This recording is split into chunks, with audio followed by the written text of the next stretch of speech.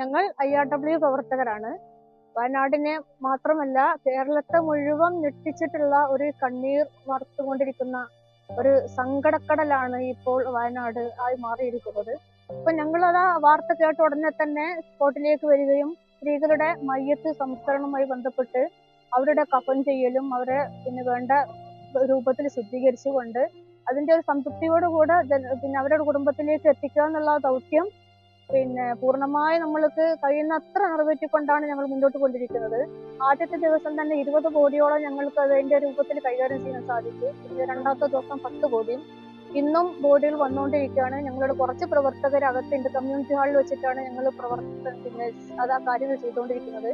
ഇന്നിപ്പോ ഞങ്ങള് ബോഡിയുടെ ഗുരുതരാവസ്ഥ മനസ്സിലാക്കിക്കൊണ്ട് തന്നെ PP കിറ്റൊക്കെ ധരിച്ചുകൊണ്ടാണ് ഞങ്ങൾ ഇന്ന് മയ്യത്തിനെ സംസ്കരിച്ചു കൊണ്ടിരുന്നത്. അപ്പൊ ഈ സമയത്ത് വരെ പ്രവർത്തകരായ